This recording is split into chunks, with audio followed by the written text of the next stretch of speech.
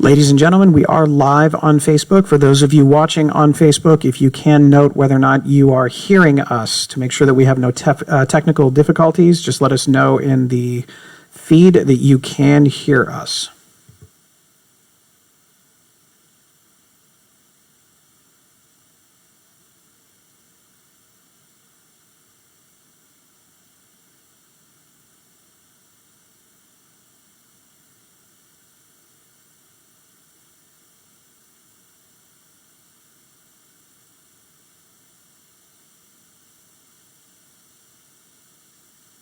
Thank you, Mr. Atwood, for commenting. That's very good. We will get started at 6:30 promptly. We just wanted to make sure that we had all of our technical issues taken care of. Thank you.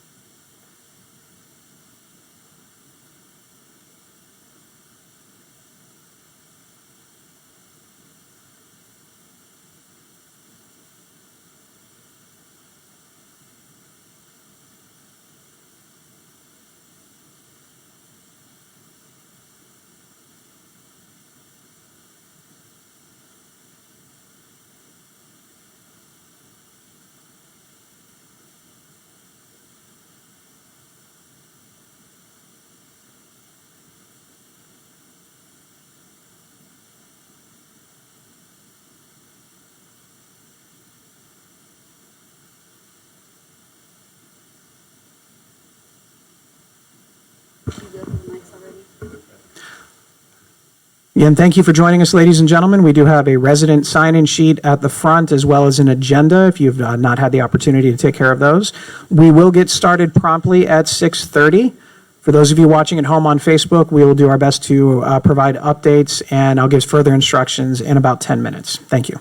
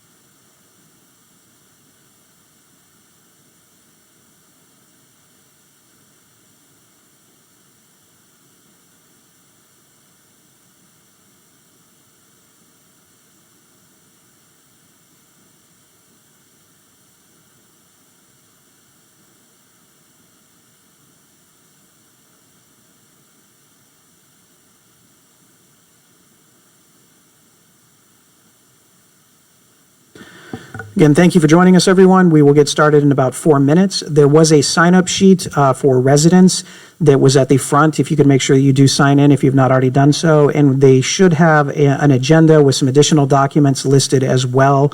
We'll kind of go through those as we start.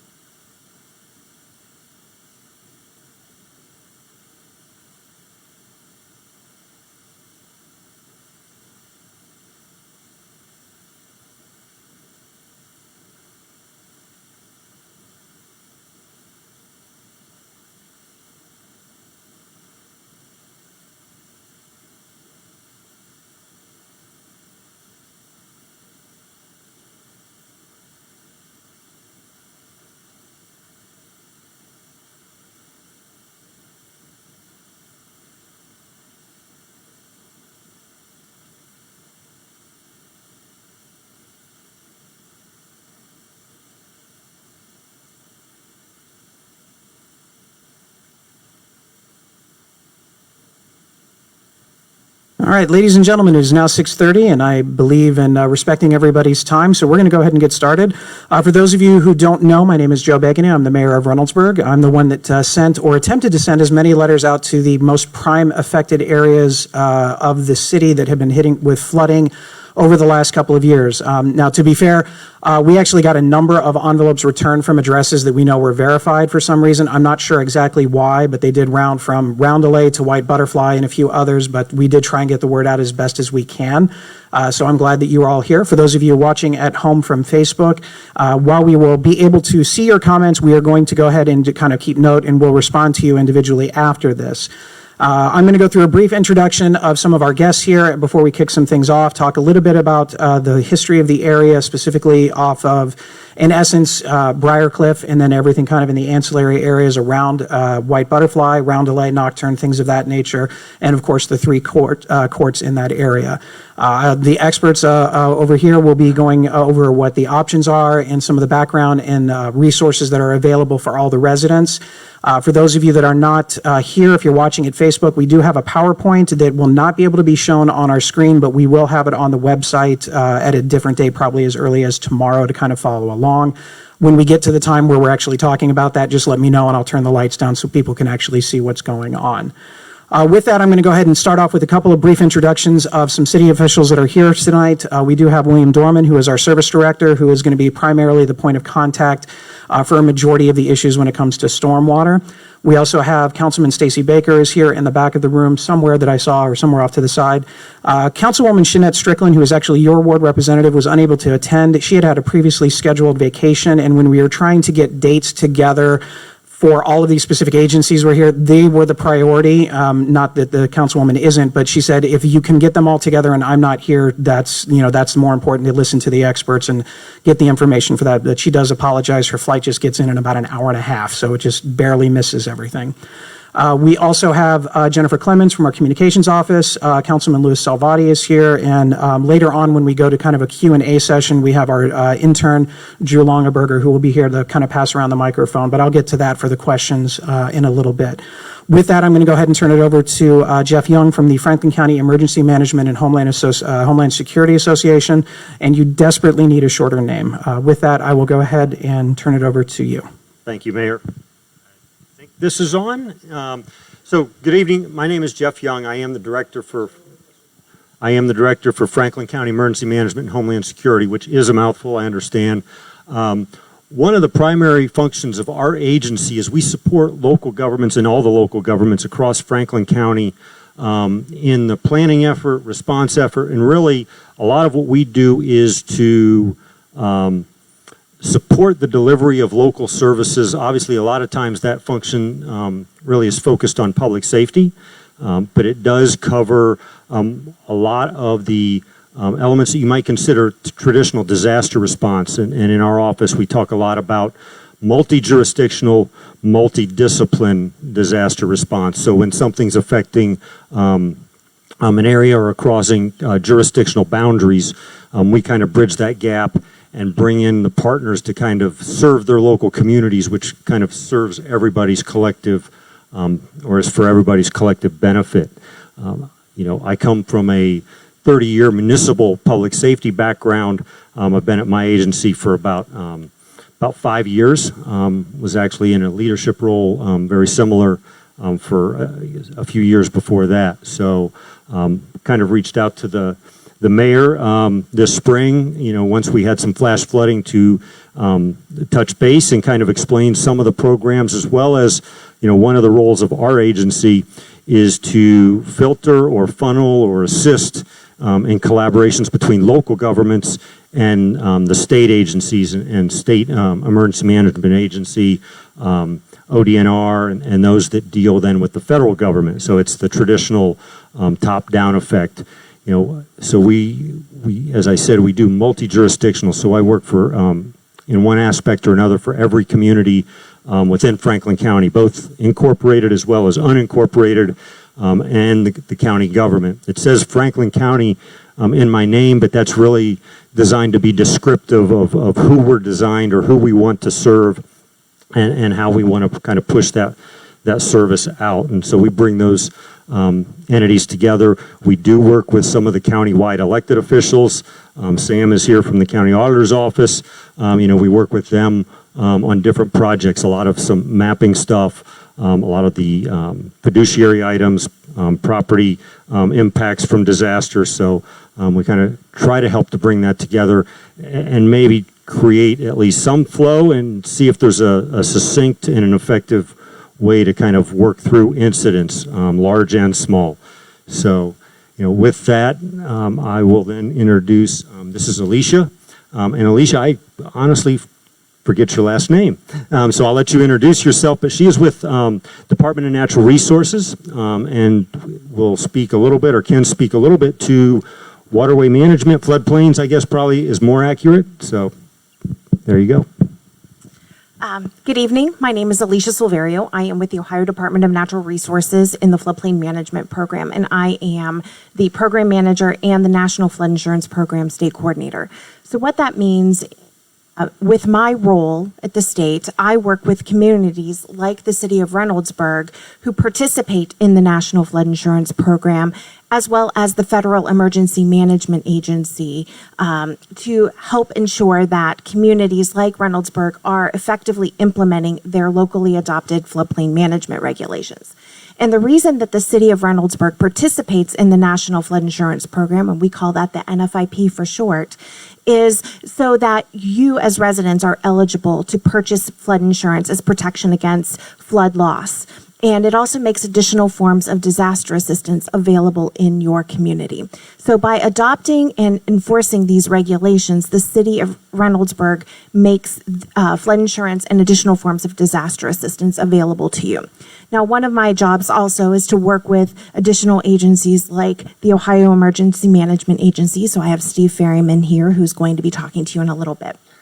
So the city of Reynoldsburg does have regulations that they must administer whenever a structure in the identified flood hazard area that's delineated on maps that FEMA provides to each community are damaged, whether it's by flood, fire, wind, or et cetera.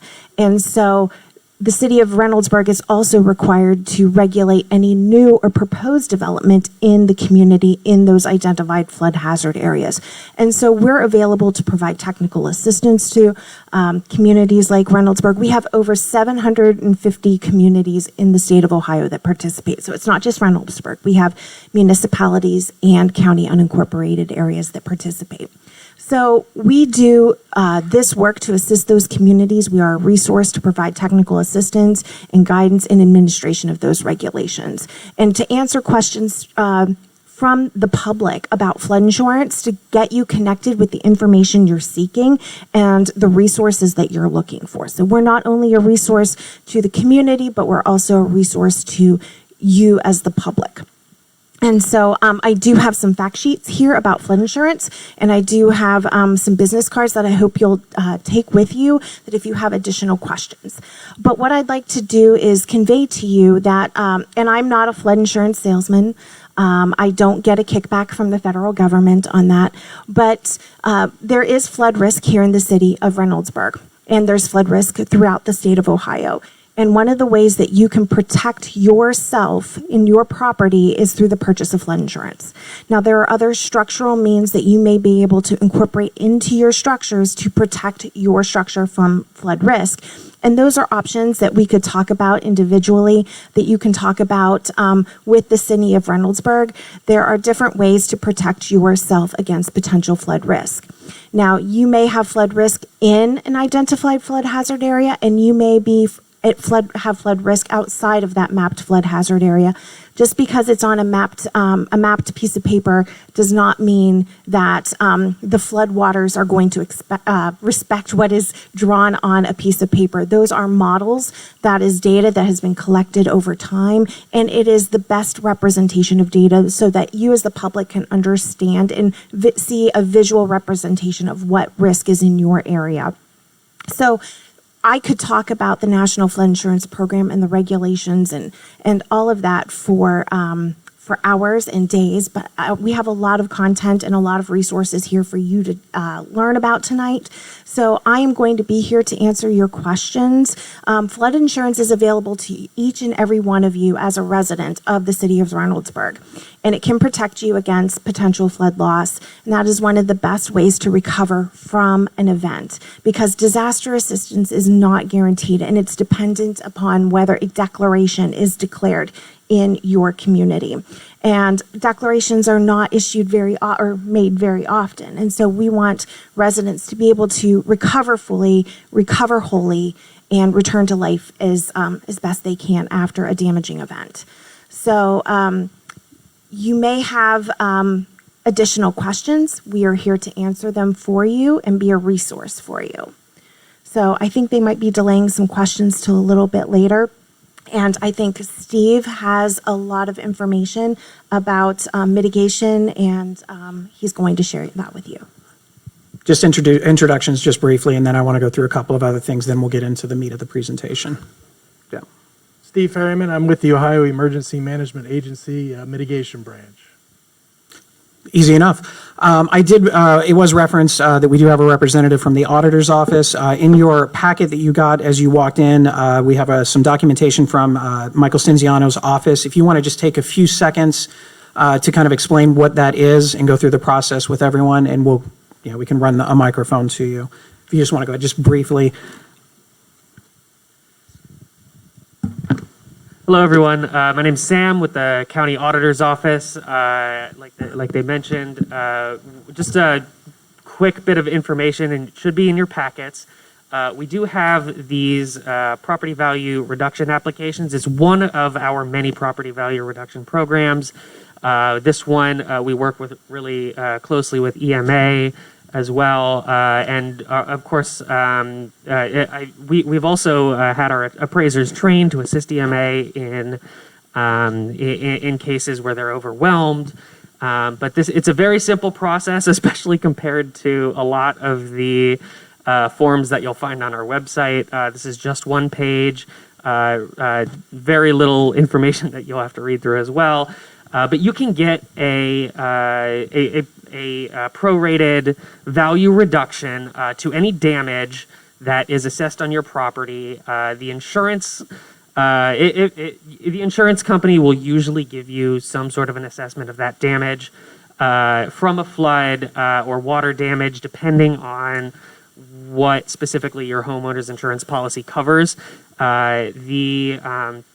But it will be prorated based on which quarter of the year your the damage occurred, and of course how long that damage was sustained as well, for a reduction in your property values, which will then translate to a reduction in your property taxes for that specific period. Now, of course, when that damage has been fixed as well, that reduction will be, that value reduction will be taken away, but it will still remain for the period that the damage was there until the point that it is fixed. You will get a property value reduction. Now, it's doubtful, especially in this market, that will significantly affect the market value of your house if you're trying to sell. It won't stay on, especially once once the damage has been fixed and we have taken that reduction off. But get in contact with our office. My name's Sam Runt. I'm a community outreach coordinator, but we have a whole wonderful team of appraisers and public information officers who are very, very well versed in answering any detailed questions you might have.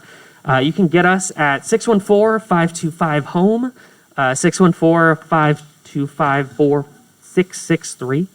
And then, of course, you can find a ton of information about this and all other property value reduction programs at franklincountyauditor.com. And we're happy to work with you to get any questions answered that you might have. Hopefully I was kept that brief enough. Thank you very much. The other documents that you have in your packet, the first one is probably the one that we'll be referencing the most this evening. This should be the color photograph that's on there that shows, and I may interchange the terms, and I do apologize in advance, I'm still learning. Everything that you see that's kind of got the shaded over it is the floodway. And then the more specific areas that, if you're looking at the map, that would be specifically your Peggy's Cove, around the one half of Promise Court, Medallion Court, and the eastern side of White Butterfly, are all in the highlighted area with the red bars. So that means that it is significantly more prone to flooding. And these maps were created, I believe, in 2008 is the most recent iteration, if I recall from our conversations. The last page on there is actually, and again, I think the terminology is the original plat design from the development that was created in 1973 when it was established for Peggy's Cove, just kind of giving you an idea of where the water was designed to flow to and from, specifically with reference to the creek. So we ended up pulling that one out there just to give some context about where some of these houses were built and what the original water design plans were at that point in time. So with that, I'm going to go through just a brief history, and it's very brief. It's the last roughly 4 years. The city of Reynoldsburg has actually established 3 floods in the last 4 years. You have 2017, 2019, and 2020 for 3 different events. The most recent event was kind of a combination of multiple inches of rain in a very short period of time. Depending on the weather service that you're looking at, the city of Reynoldsburg alone received about 4.5 inches of rain in 90 minutes. Outside of Reynoldsburg in the Black Lake area, just north of the city, it was you can go as high, some estimates have it even as high as 6 to 7 inches. Most of our storm water that comes in is actually kind of dispersed into Black Lake Creek itself. And so what happened in this incident, and as well as last year in 2019 and in 2017, is the water was in there, and because the water of Black Lake Creek had risen above where our stormwater drains were because of the proximity to the water, our stormwater had nowhere to go. And so that's why you started to see different flooding in those particular areas. Now, in the most recent one, because the intensity of the rain was so there, the damage was not limited to just specifically the areas in 2019 or 2017. It ended up going as far as some of the areas in Rotobah, doing damage to cars and things of that nature. Now, for most of you here, I know that I briefly saw a couple of the names, a couple of faces I do recognize. Those of you that have kind of reached out to the city to let us know where the damaged areas are, we appreciate it. We needed to know where they are, but if you had not done so, and if there's something there that you need to contact the city, make sure you do so we can keep an accurate chart of as much of that damage as possible. As we kind of move through the rest of the evening, we'll get to a point where we'll be discussing some of the issues, obviously, with the townhome development that's on Rose Hill Road as well. Some of that is actually referenced a little bit in that last 1973 diagram. With that, I will go ahead and turn it over to Steve Ferryman. And Steve, if you just give me the nod, I'll progress your slide program. Can do. Can everybody hear me okay through this mask, I hope? I'm going to go ahead and stand up, too, so I can see my own slides. Thank you, Mayor, for the introduction and the opportunity to speak with folks tonight. My name is Steve Ferryman. I'm with the Ohio Emergency Management Agency Mitigation Branch. And mostly what I'm going to talk to you tonight is about the Hazard Mitigation Assistance Grant programs that are available from FEMA through the state to communities and then out to all of you. And so with that, we'll jump to the next slide. For the longest time, our response to disasters in this country has been a cycle of damage, repair, and mitigation is about breaking that cycle. Next, please. There you go. No more damage, repair. We want to, when the damage happens, we want to fix it in a way and put it back in a way that it's not as bad when it does happen again, because it is going to happen again. That's just the cold, hard fact of the matter. Next, please. So just what is hazard mitigation anyway? That's the textbook definition, and we're going to get in, I got to take this off, I'm sorry. We're going to get into some examples here later of exactly what that is, but hazard mitigation is any sustained action taken to reduce or eliminate risk to people and property from natural hazards and their effects. Next, please. So who is eligible to apply for these programs? The bottom line, and the reason I have this slide in there, is that you as individual homeowners and property owners cannot apply directly to the state or FEMA for these programs. Rather, you have to go through the city, and the city has to apply on your behalf. So that's important for you to know and understand. This is a listing of the 3 different hazard mitigation assistance grant programs. Again, there are 3. The first 2 there are pre-disaster mitigation grant programs. The first 2 are pre-disaster mitigation grant programs, and that's the BRIC and FMA programs. Those programs are available on an annual basis. Okay, so they're available every year, and the BRIC program will fund projects that mitigate flooding, but it will also fund projects that reduce risk to wildfire and tornadoes and different types of hazards. Whereas the Flood Mitigation Assistance Program is focused specifically on a subset of structures that get damaged from flooding. It's the structures that have insurance through the National Flood Insurance Program that Alicia talked about. You have to have insurance in order to apply for that program, and the focus of that is reducing damages to those structures to reduce future payments for flood insurance going forward in the NFIP. We have one post-disaster mitigation grant program. It's called the Hazard Mitigation Grant Program, and there's only funds put into that program when there's a presidential disaster declaration. And We had a recent presidential disaster declaration in the state that affected every county as a result of COVID-19, which is why we're wearing these masks. And we actually got, on August 5th, a sizable portion of funds from FEMA put into that program, $38 million in federal dollars available through that program. So we actually have open application periods in all three of these programs. They're open statewide. The first two programs are competitive at the national level, whereas the HMGP program, those funds are set aside specifically for the state. Next, please. So some common things amongst all three of those programs, and the first one I mentioned is, again, that communities must apply. We can't take applications from residents. FEMA requires that communities that apply for these programs have an approved mitigation plan. And I could talk for a long time about what's in a mitigation plan, but essentially, under the direction of Jeff's shop, he coordinates the mitigation plan for all the communities in Franklin County. Reynoldsburg participated in that planning effort. It's where all the communities get together, sit down, look at where the risks are at, and identify actions that they're going to take to reduce that risk.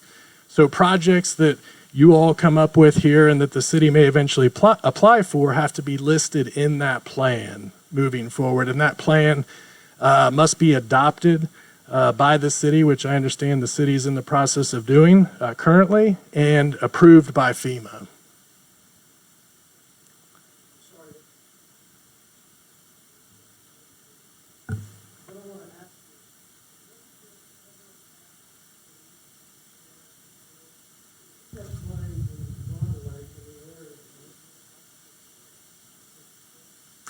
Not that I'm aware of. Based on our investigations, I don't believe that they ever had up to this point in time.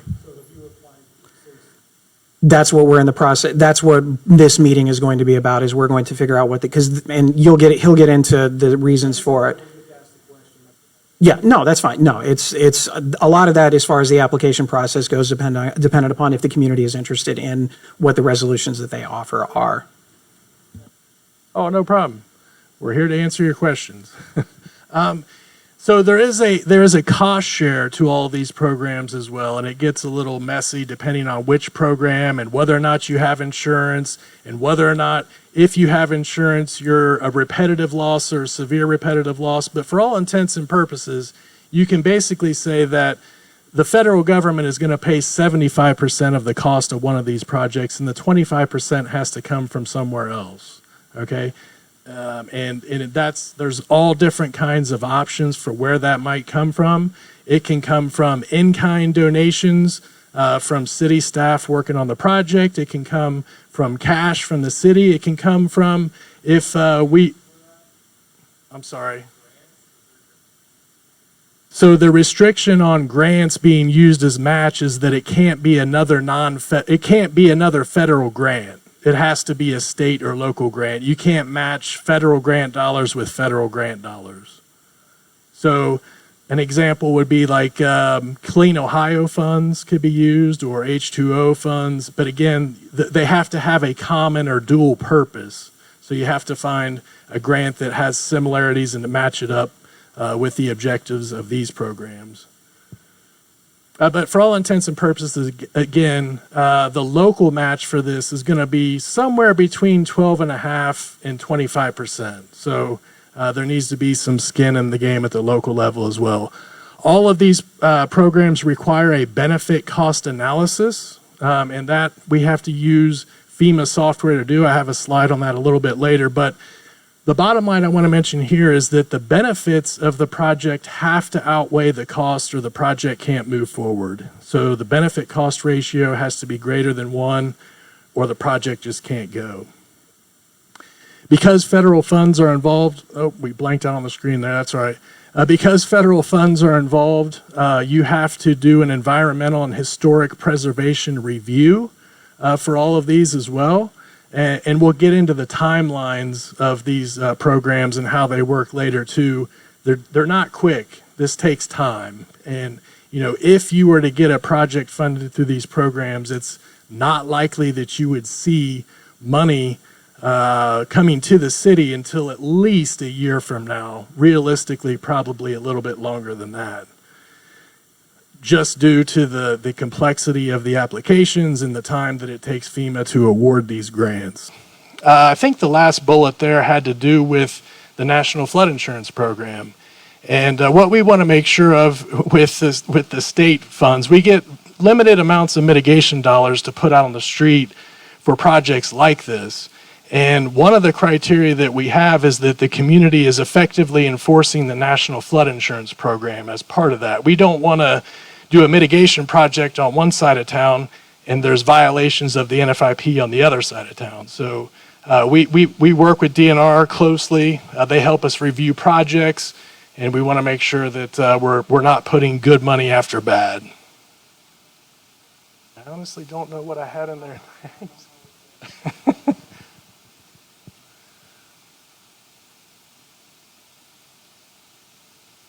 I can wing it. Okay. So one of the other slides I know I had in there was to again talk a little bit more about the benefit cost analysis. And the benefit cost analysis is there's a bunch of different ways to do that. The main way you do that is using FEMA software that FEMA requires you to use. But there's a couple shortcuts, and a couple of the options that I know are being considered is the acquisition and demolition of repetitively flooded structures. There is a shortcut to that benefit cost analysis that basically says if you can acquire and demolish a structure for less than $275,000, that is automatically cost effective to do. And that's not just the purchase price of the structure, but all the components that would go into that project type. So we're talking about having the structure appraised by an appraiser, the demolition costs, the closing costs, the price of the structure, all those things. There's also a shortcut for the benefit cost analysis for elevating structures. One of the project types that we fund quite frequently is the elevation of a structure above the flood levels shown on that map. And the purpose, again, is to reduce flooding when it happens again. If you can elevate a structure, according to FEMA, for less than $179,000, I think it is, they consider that to be automatically cost effective. So one of the other slides I had in there was showing all the different project types that can be funded through these programs, but I did want to focus on, again, just a few that I know have been talked about and might be considered by you all. Again, one is acquisition and demolition. So for that project type, for acquisition and demolition, part of the project would be to hire an appraiser to do a fair market value appraisal on your property. That appraisal will be reviewed by the state review appraiser to make sure that it's accurate and done properly and according to FEMA standards. An offer would be made on the structure would be demolished, and the land would be deed restricted as open space forever. And that's an important thing to consider. That's forever and ever and ever. So nothing would be built there again. And the ownership of that land would then revert to the city. And so the city would be responsible for maintaining that property moving forward, which is one of the reasons why residents cannot apply directly. Another common project type is elevation. And again, we're talking about taking the structure, punching holes in the existing foundation, lifting the structure up, building a new foundation around it. If you have a basement, the basement's getting filled in, putting the structure back down on top of the new foundation. There's some drawbacks to that type of project. Number one, flood insurance is still going to be required. So you'll have to continue to carry flood insurance. Oh, okay.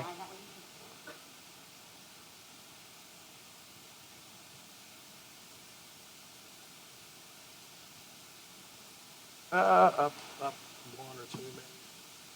Thank you. Sorry about that. Yeah, no, thank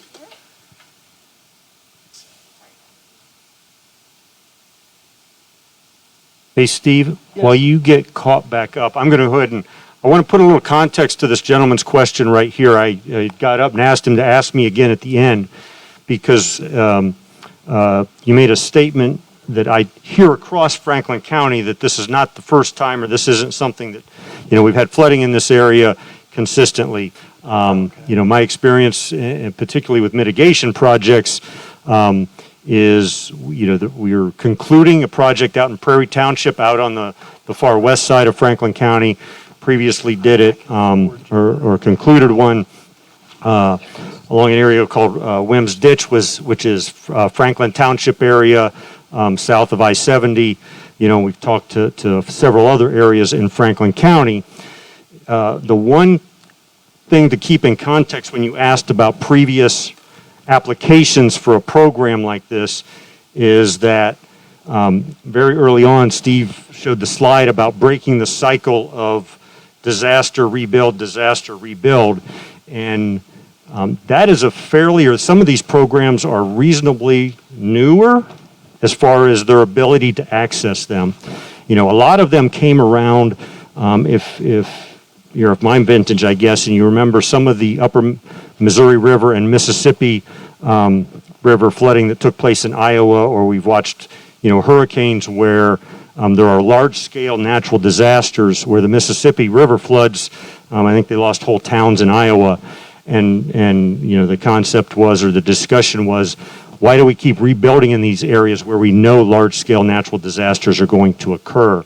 So that was kind of the impetus to kind of try to break that cycle. And so, these programs haven't been around since the 70s or 80s. They're relatively new, and I almost want to say, 2000-ish or so. Is that fair enough to say, Steve? But I think there's some context as we're trying to figure out, or as you're asking about previous applications, that they haven't always been available, particularly on the smaller scale, meaning it's not the Mississippi River flooding or it's not the Missouri River flooding. So I just wanted to kind of expand a little bit on context to your question, or hopefully help answer that a little bit. Yeah, it's interesting because I've seen since we moved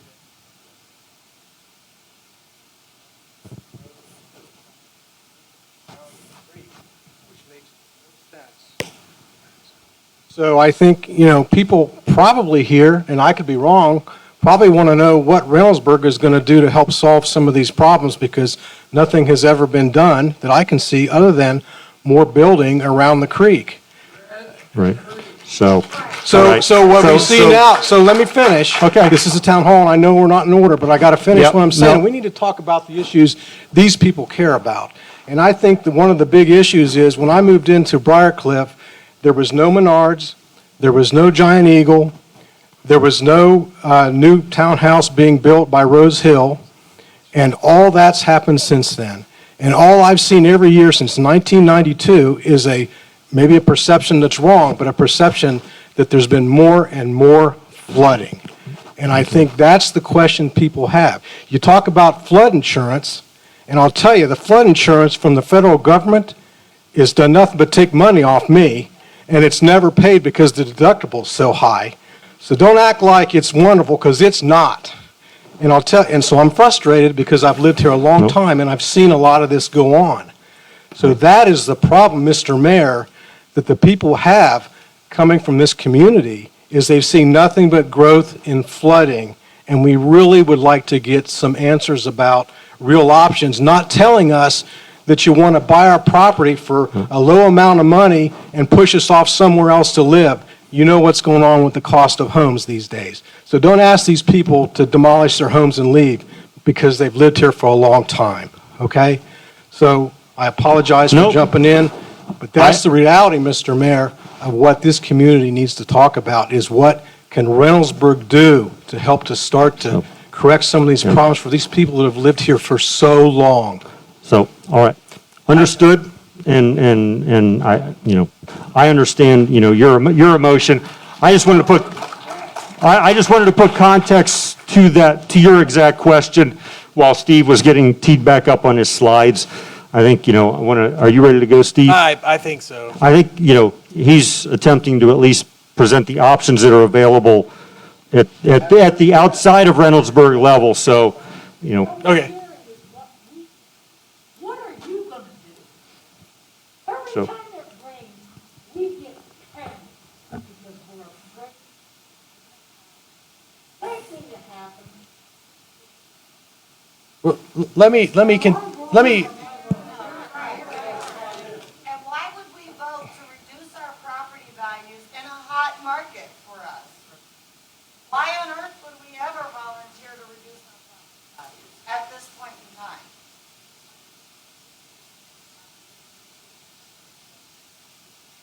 Sure, there is. Yeah, so the last thing I'll say about the acquisition option is that, it's the preferred option for us is because it's a one-time taxpayer investment in fixing the problem. You buy the house, you knock it down, you don't have to worry about it again. Oh. I'm getting there.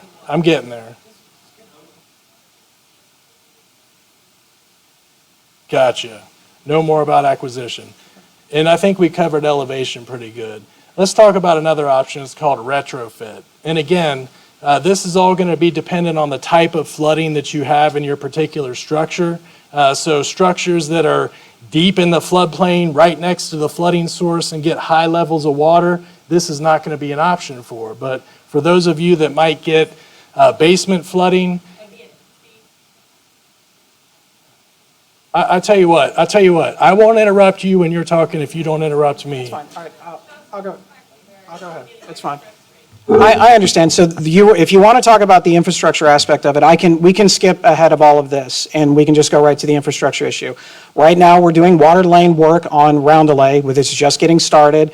We're spending about $750,000, and we're going to use America Recovers Act money next year to address the areas that are in the specific flood zone on the map that's there, and that's going to happen for next year.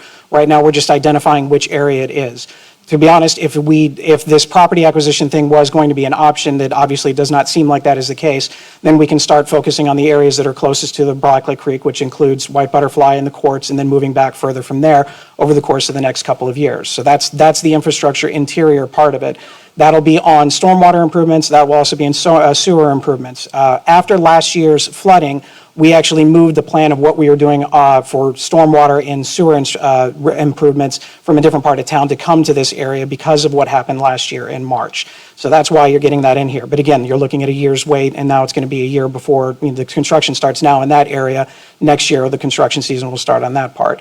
Beyond that, the rest of it is dependent upon other things. I'll let them address what the dredging option, I know somebody has that. From everything that I've been told, that is not a viable option, but I will let them explain that because that is not my area of expertise. But that's just what I've been told. As far as infrastructure or building and development that happens within the city of Reynoldsburg, the only thing that is left in terms of there is nothing left in the floodway or in the areas what you're talking about. What we are trying to do is with Civic Park improvements, and some of you may or may not know what's going on with that, is to actually increase the retention areas of Civic Park to suck up as much of that water that's coming from north of the city in the development of areas of what you're talking about, the Menards, the Giant Eagle, and things like that, to try and divert that into the parts of Civic Park. While they already get water, we want to, in essence, get more water into those specific areas so that way it bypasses and doesn't hit the other areas that you're talking about, specifically in the Briarcliff neighborhood.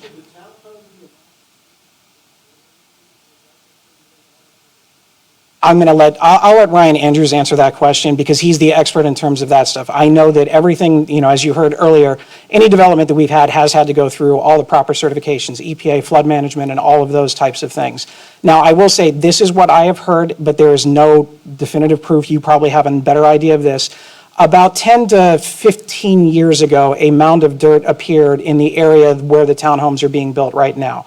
It wasn't overnight, but all of a sudden, over the course of a small number of days, that there was a mound of dirt put on the former Lemon property, and that dirt is now been since removed. Before last year's flood, most of the people that made their complaints about that was specific that the reason why there was flooding is because of the elevation and the dirt was put in. I can say that that dirt was put there without any knowledge of anybody from the city. We've looked for documentation. We don't know exactly where it came from. We don't. We can speculate, but we have no definitive ideas. I'll get you in a second. We don't know exactly where that came from. Now, since that time has come, the rehab moments for the retention pond and everything else that's going on the townhome development has moved that to get that out of the way. And then at that point in time, I'll let Ryan answer that question specifically about what the qualifications and requirements are for that one. But I'm going to let him go in just a second to kind of finish up the other part of it. Oh. Thank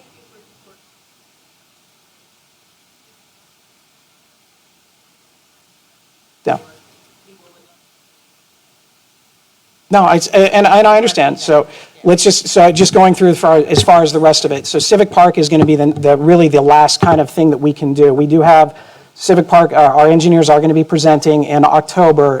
They were presenting primarily more for what the improvements to the park will be, but obviously we can have them to accentuate what the water retention possibilities are in there, because that's going to be something that's going to be looked at to try and siphon off as much of that water as it is.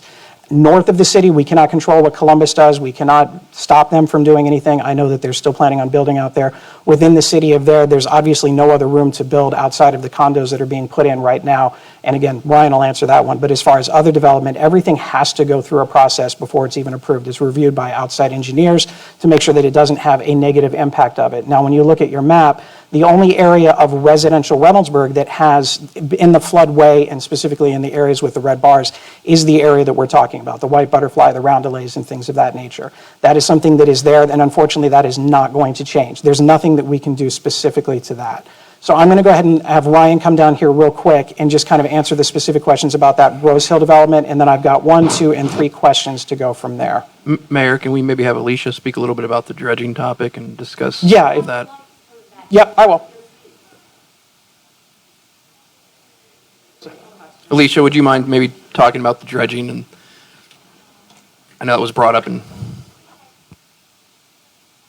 Yeah. But this might help. So, dredging is something that we hear questions about very often. And in the floodplain management program, we don't typically recommend dredging as a fix to a flooding problem in an area. Dredging is a temporary attempt to minimize flooding. Temporary is the best word that we can use when we refer to dredging, because what happens is over time or with your next rain event, any work that is performed with dredging typically is undone. And, you know, Franklin County EMA is going to tell you that. Steve is going to tell you that. Dredging is traditionally a Band-Aid approach to channel maintenance. And so the work the cost of that work and the time spent doing that might be better directed towards identifying mitigation solutions in your community that are permanent. So I know that typically people think that dredging is a solution.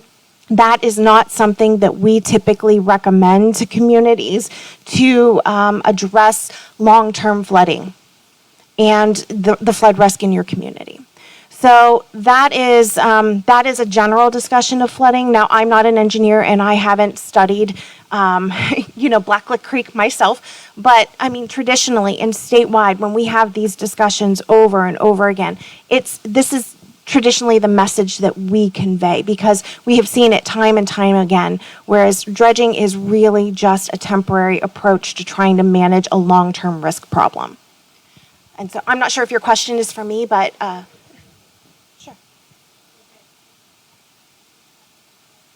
When they built an ark,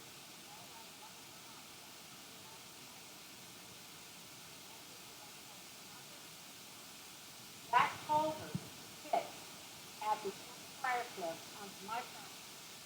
That culvert's still in. I have lost over 50.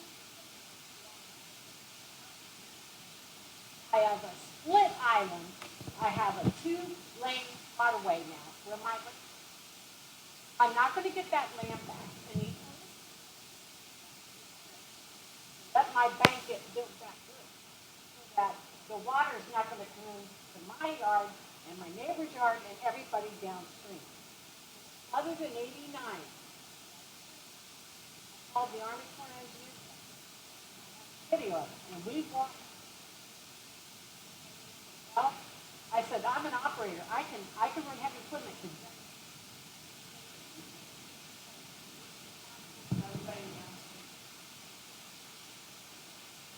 What about the people upstream that's affecting our subdivision?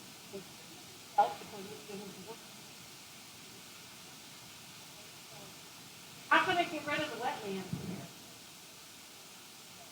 floodplain maps need to be complete.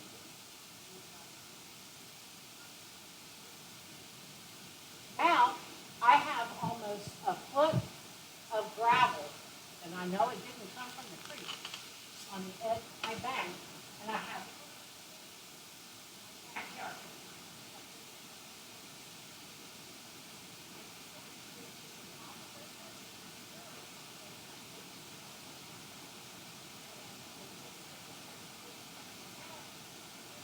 Where does the water go?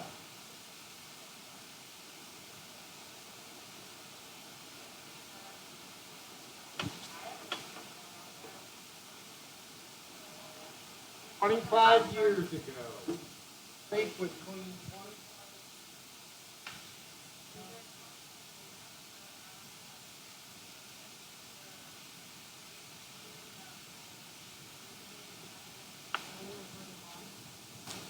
I'll leave that. That's not something that's ever been brought up, and I don't know enough to speak intelligently on that, on a dam. Usually everything typically revolves around the dredging aspect.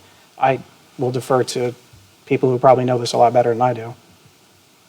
So what I'm hearing this evening is you, as the citizens of Reynoldsburg, have concerns about the amount of development that has gone into your community, and that you are concerned that that has contributed or exacerbated your flood risk. Is that one of the things I'm hearing? And this is something that we hear throughout, and I see your question. We'll come back to you if you don't mind. That way you don't have to hold your hand up. And that is something that we hear through a lot of communities throughout Ohio. And so Reynoldsburg has regulations that regulate development in their flood hazard areas, those flood hazard areas that are mapped on the FEMA maps. Now, that's where those regulations apply. And it requires development, whether it is structural or non-structural, to meet those standards, to be flood protected. And if there is in-channel work, such as culverts installation or bridges or things like that, there has to be analysis to determine the potential impacts of that development. Now, if the development is outside of that identified flood hazard area, those regulations do not apply.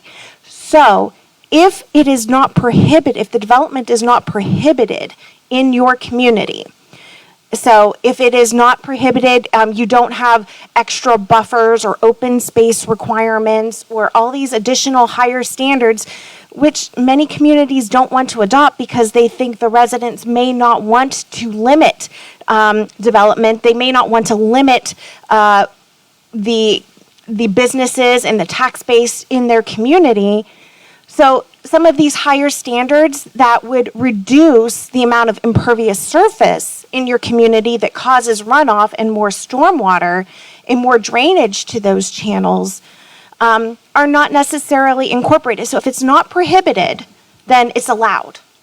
And so if you don't have regulations reducing or navigating how development goes into your community in regard to managing flood risk and going above and beyond those minimum requirements, then you are going to see an increased flood risk as more development and more impervious surface go into your community. Now, the floodplain management regulations that communities must adopt to participate in the NFIP are only a baseline. Communities can go above and beyond that to regulate development at a higher level, so it provides a higher level of flood protection for development that is already there and for residents that are already in place and for future development.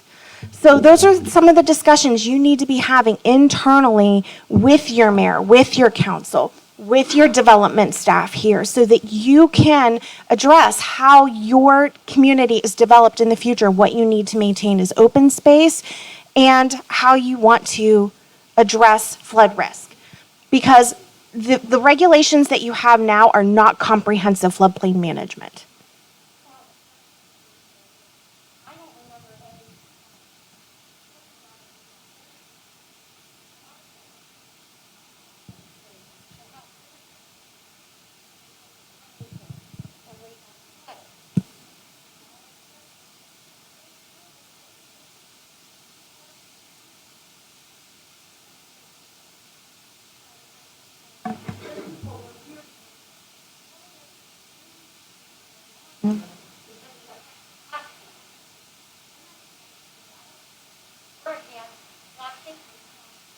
taking care of the people that are there first before you bring them. Okay.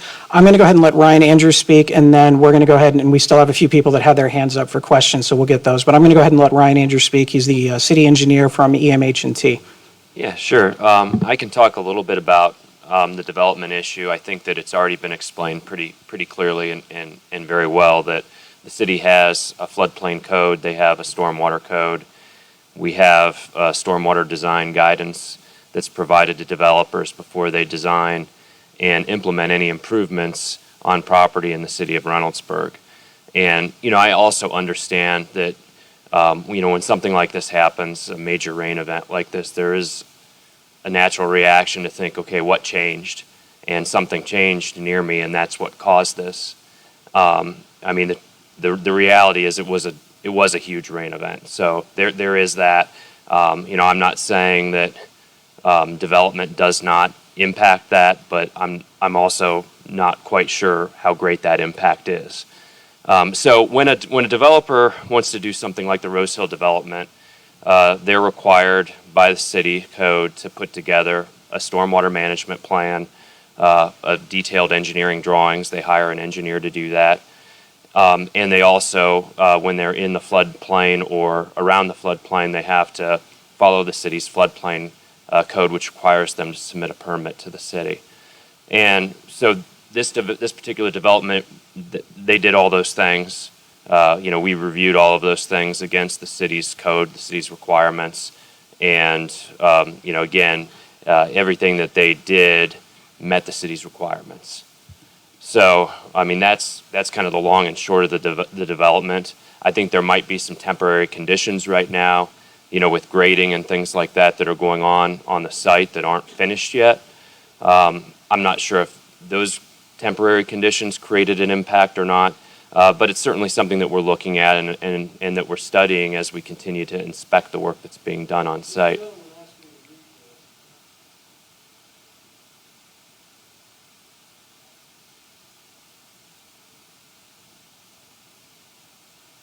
Mm-hmm.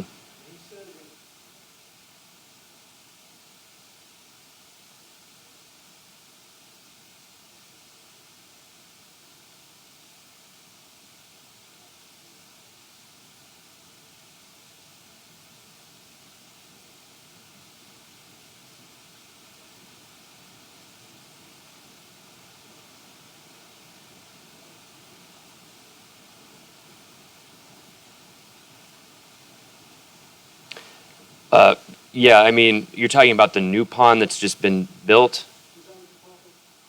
Right. Yeah. Yeah.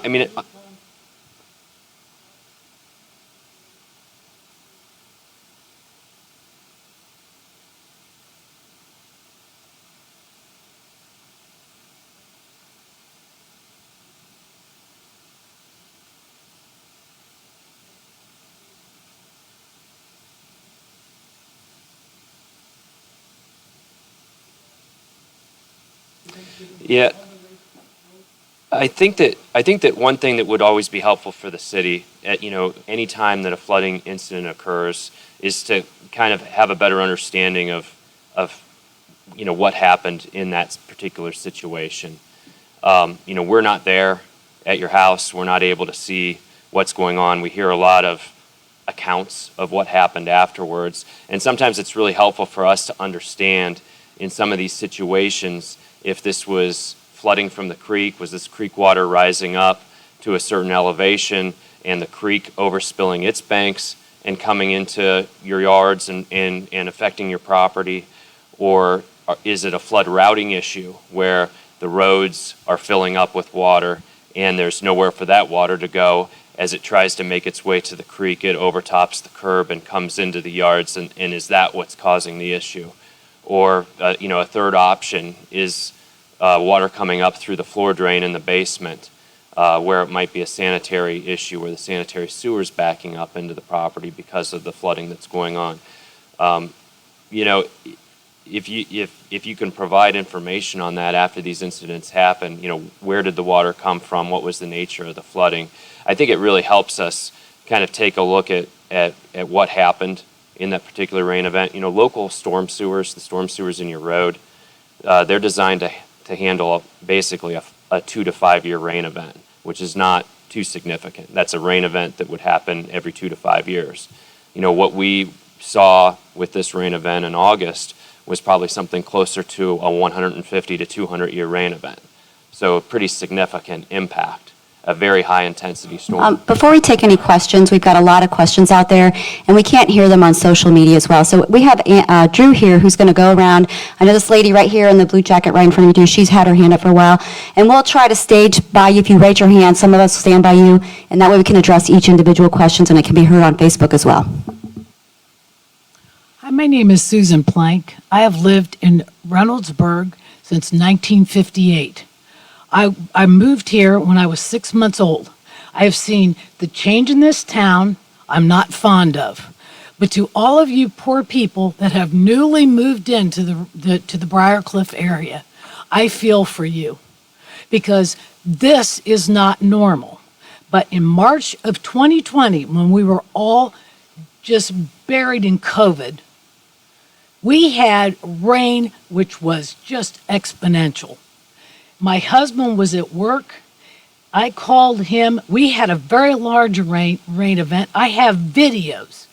Every person on my street had water in their house except us because we spent $20,000 with EverDry basement systems to keep our house from flooding. My neighbor said, "You didn't have any water?" I was ashamed to let them know that we took and put that much money into our house. Now, I'm sorry, not everyone has that kind of money to invest in their home. We have climate change. In 1977, I was here. I was working in a hair salon where Anthony Thomas Candy is. People were going by canoe underneath the bridge, and Mr. Johnson was here at the same time. I can tell you, we have had more issues in this neighborhood. I told my husband, sitting at Broad Street and Rose Hill, when Menards was going in, and they were doing all that construction and put the retention ponds in. I said, "You watch and see if this doesn't end up in our neighborhood." And has it? Yes, it has. And all I'm hearing from you people is your recommendations for us purchasing flood insurance, more flood insurance. What are you going to do about this mess?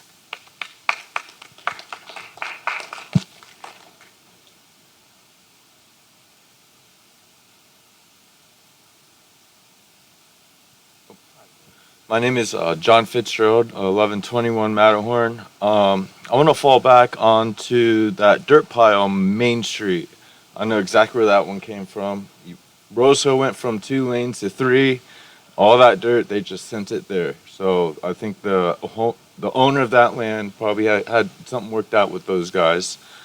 But the infrastructure part, I think it should double, if not triple the size, so we can get ready for whatever rain that's about to come for the future from now, because we're not prepared for it.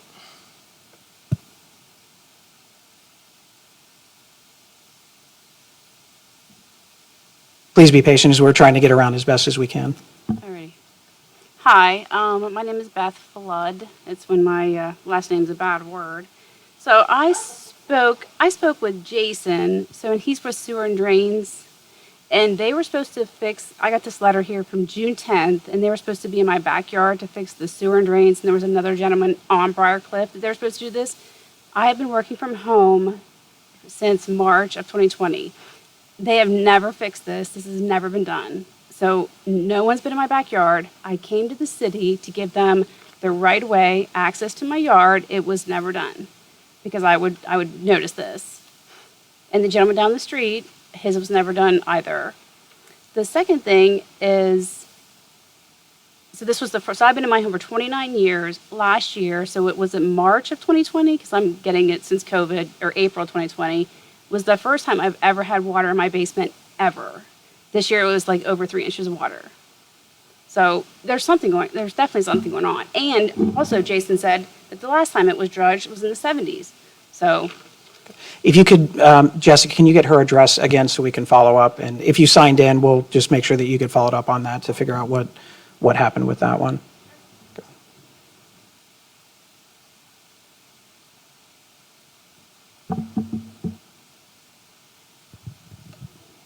I'm Steve Parson, resident of 1048 Rondelay Road for 27 years.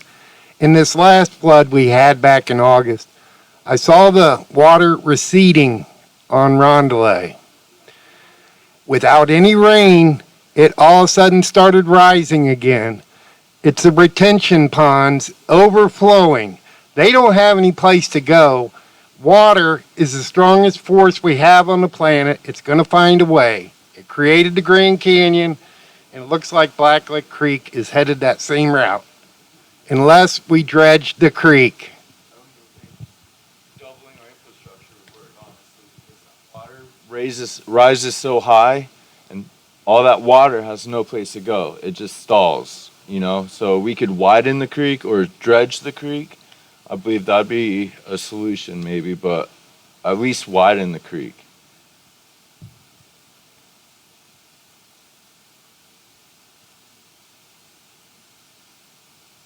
Kiera Chamberlain, 7143 Briarcliff, and our water was coming up through the drain. I feel for a lot of these people who had their windows breached. I don't know what we would have done then, but I do understand that at one point, in order to even put this area of facilities together, that they dredged the creek so that it wouldn't be as subject to flooding. But I have a question of both of you. I think what I heard, and I apologize, I can't articulate closely enough to what you are saying. It's not my area of expertise, but it sounds like what you're saying is when someone wants to build, a developer wants to build, if they're not in the floodplain, they just present the plan that they have to take care of their brand new property. But what is not in place at this current time is that they need to determine how that's going to impact people that are existing in a problem area, so that it's not exacerbated. And I think that's missing right now. I would like to know who could point us to who we can get to put something into effect to change that before another single developer comes in this area. So every development has to follow the city's stormwater management code, and that requires them to do stormwater detention.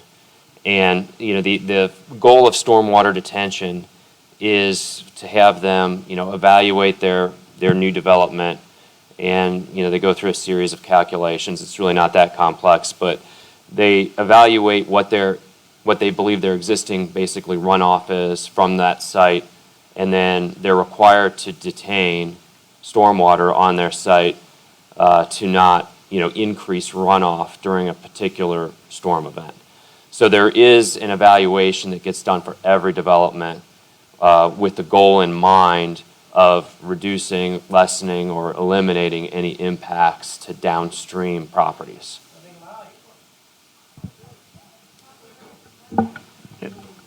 I'm sorry, I think everyone has page 2, right? Did everyone have the handout, page 2 on the color display of the floodplain? Alicia, I know that you are familiar with the firm panels, and I think most of this area was built in the 50s. Most of the homes, I think, and correct me if I'm wrong, but I think most of the homes in this area were built around late 50s, 60s, yeah. And maybe Alicia, can you kind of talk about how the maps are established, the floodplain maps are established, and kind of what for instance, if someone's selling their home, what due diligence a real estate agent has to show them and provide this information to people when they are going forward, and how they can kind of, you know, maybe just discuss that a little bit and explain the floodplain map to them a little bit? I would be happy to, but I'm not sure that they want to hear that. I'm hearing some commentary over here. Let me just say this. If you do want that information, and I'm happy to talk about that, please see me after or take one of my business cards and call me to discuss. And it's not that I don't want to answer your question. I'm just hearing some significant objections up here. But this is useful information to you. And so I do encourage you to reach out and ask if you have those questions, which my contact information is available. Sure. So I will just name a couple of things. So Reynoldsburg received their initial flood insurance rate map September 1st of 1978. So that's when FEMA started mapping the flood risk in Reynoldsburg. And so from that point in time, basically when Reynoldsburg joined the National Flood Insurance Program, when mortgages, anytime someone goes to buy a home in the floodplain, they are required to be notified that their property is in that mapped floodplain and that flood insurance will be required as a condition of a loan. So if you have purchased a home in the identified flood hazard area, you should have been notified that your property was in this high-risk area and that flood insurance was required as a condition of your loan. So the maps have gone through iterations or revisions since then. And so there are, FEMA provides updated mapping periodically. And so they are working to update maps throughout the nation. They are continually doing updates throughout Ohio. Right now, Reynoldsburg is not slated for a restudy. So just to give you that information, but I know there are many questions here, so I will. Hi, just two things. First, I am a real estate agent, and we're looking at the same 2012 map that is out there. So there's nothing value add that we can add. In addition to that, a comment was made about it won't change the marketability, which it will, because when you go to sell, you'll have to fill out a property disclosure. And you'll have to talk about all the water intrusion that has come into your house over the last 10 years. And I've been in this home for almost 8 years, and I've had 3 occurrences. So my next question is with regards to these maps and no restudies being scheduled, with us having so many events occurring in such a short period of time, one, wouldn't that warrant a restudy? And secondly, with the developments that are coming in, all I am hearing is they are providing information to us to approve it, but where's our due diligence as the city, what we're doing to ensure that the information we're being provided and the plans that they're providing is actually accurate? That's what Brian Andrews from EMH&T, that's what they do, is they have other independent firms that provide the documentation for their particular developments, and then they are confirmed with what our city engineers do to see if the numbers match up, if the calculations fit. If they do, then the progress moves forward. If they do not, then it's kicked back through comments, and they have to adjust it to meet the standards that are required. That's everywhere. No, that's everywhere. To answer your question about what warrants a restudy, I will say that Franklin County has been restudied probably more than any county in the state of Ohio. And that is probably because of the amount of population increases that Franklin County has seen in comparison to other areas of the state. So there have been various channels restudied in Franklin County over the years. And so what warrants a restudy? Well, FEMA has gathered flood data over time, and they prioritize mapping projects throughout the state. There are communities in Ohio, there are counties in Ohio that don't have these digital flood maps that Franklin County has. So in the grand scheme of mapping, 2012 is not actually very old data. In fact, if Reynoldsburg was to be restudied starting today, new mapping would probably not be available for another 5 years. So that's how long it takes to go through a mapping procedure, just to give you an answer to your question, because I didn't want to let that go unanswered. But I know there are many questions here, so that may not be related to me, so.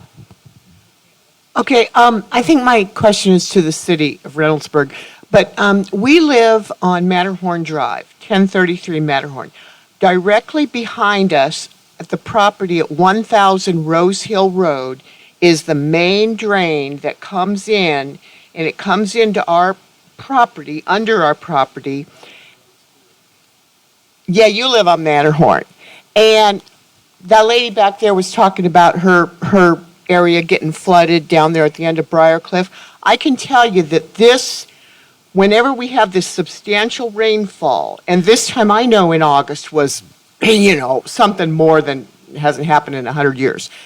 But that drain will sometimes block up and cause a river to come out to Matterhorn Drive and to the other streets, flooding so much more of the Briarcliff area in addition to all this creek that you're talking about. So anyway, my question is, can we get anybody from the city to come look at that and see, is there anything they could?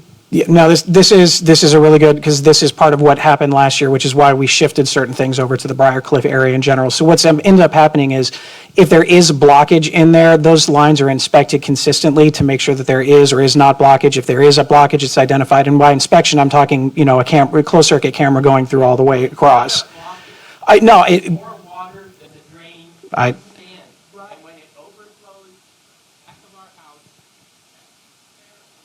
Mm. And Mhm. And part of the problem with that is kind of going back to talking about Blacklick Creek, because all of that water is eventually going to go into Blacklick Creek, but with the amount of water that came in, and again, I'm not the perfect in this, so if this is where our pipe is for stormwater to go in Blacklick Creek and the water level is here, like it has been today, we're supposed to have about 2.5 inches of rain today, but it's over the course of 12 hours, so you're probably not noticing much of anything. But when we got that excessive amount of rain in that short period of time, the water for Blacklick Creek went over where the drain pipe is. I was out at a house last year on Peggy's Cove, right where one of the drains were. You could see the water shooting out after, and this was probably, it was the morning, but it was probably mid-morning of that day on the 19th in March or something like that, give or take a couple of days. If the water from Blacklick Creek is over where our stormwater is exiting in, it has nowhere else to go, so it just stops. And then that's what pushes it. So if you saw something coming out or being like it was blocked and pushed out on the Matterhorn, that is the stormwater that's supposed to go there. Now, that being said, can we improve and make the drains bigger on the Matterhorn side? We can, but if the water is still higher than what our storm drains are in Blacklick Creek, then it doesn't matter how big our internal drains are, it's just going to hit this wall of water that's rushing from Blacklick Creek. So that's where, so we can improve that, and that's, like I said, what we're talking about, some of the improvements with the America Recovers Act money is dedicated to that area to figure out what is the best process to do that. I'll leave that to the engineers to figure that one out. But the question is even with that, the ultimate question is, again, going into Blacklick Creek and how that's dealt with. Now, I know a couple of you have asked specifically as far as solutions from them. They're not here to give solutions about what's going to happen now. Because they have to provide the options to show what are the available long-term options. Short-term options are the development we can't control anything outside of Reynoldsburg. There's nowhere else for development in this particular area outside of what's already being established, and we'll continue to monitor, to inspect, to make sure that they're doing everything that they're supposed to. And if they have to make changes on the fly as far as the retention pond that somebody had mentioned or something like that, I'll let the engineers take care of that and do that. That's not going to be an issue, but the rest of it then becomes what can we do short-term and long-term. Short-term solutions include, again, for some of you that last year that might have experienced it, there are backflow valves that you can put in on a sump pump. I know that that's something that was there. There's also the floor plugs, but that doesn't address everything. Those are just two small steps. The rest of it is the money that we're going to use from the infrastructure program to try and rebuild some of the infrastructure to handle the water outside of any potential solutions for Blacklick Creek. Beyond that, I'm open to suggestions. I'm hearing that while dredging is something that I know a lot of the community wants, I don't know if the city probably cannot handle it financially, legitimately out of that, and I don't believe that that's an option for grant work through any of the agencies that are here. They're here to provide those things. That's kind of where. Mm-hmm. Mm-hmm.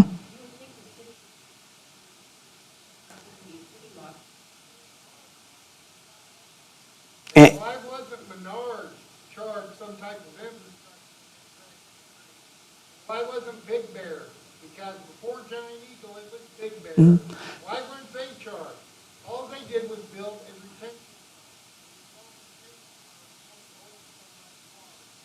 For those, I can't, because those are, while it may be a Reynoldsburg zip code, those are not part of the city of Reynoldsburg. So that, I mean, I'm happy to ask those questions. I'm probably going to get the same look on their face. I doubt that anybody's going to give me a straight answer on that one as to why that was the case. But I'm going to ask it. It's easy enough to find out somebody in Columbus to ask for that particular thing. But I understand where you're coming from.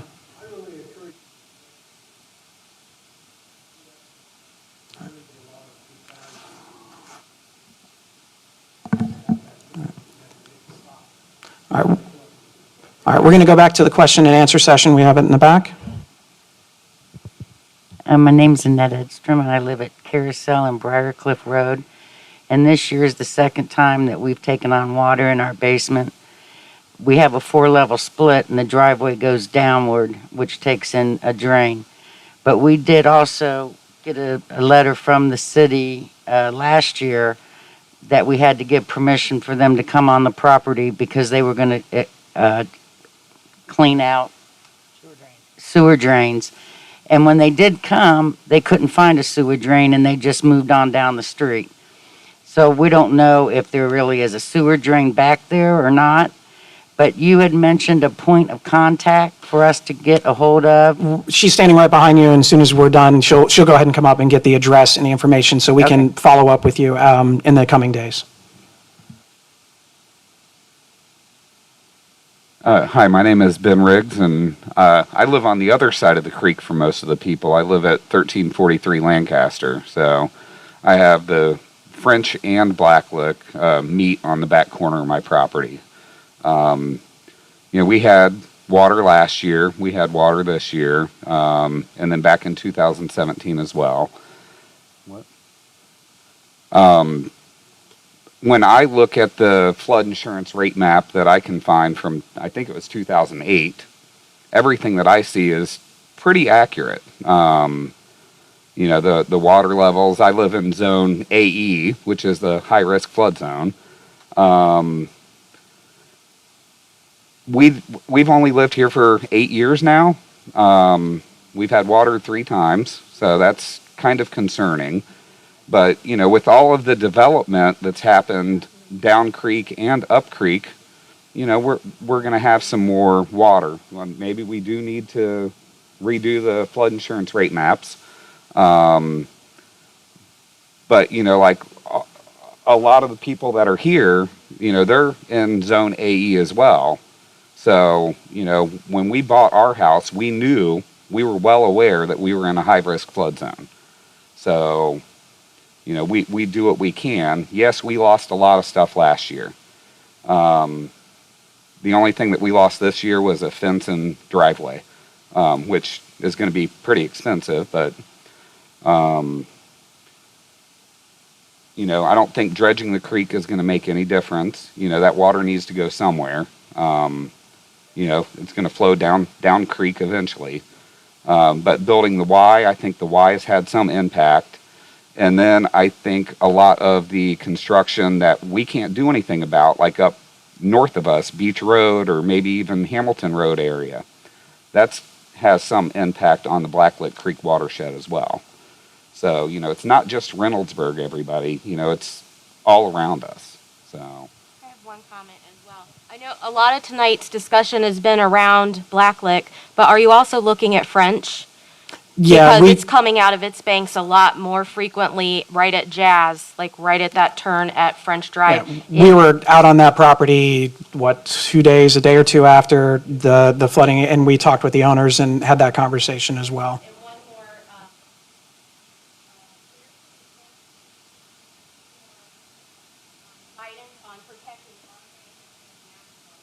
Mm-hmm.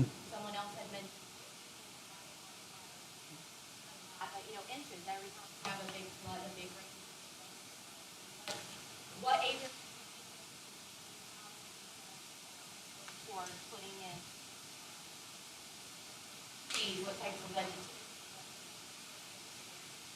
Have someone look with us so that we can work. For that one specifically, Franklin County Soil and Water, and we are working with them and their representatives on a number of different projects, including some stream restoration for other parts further down. But that would be the agency that I would recommend for that specific. One last comment. Someone else had mentioned about the tax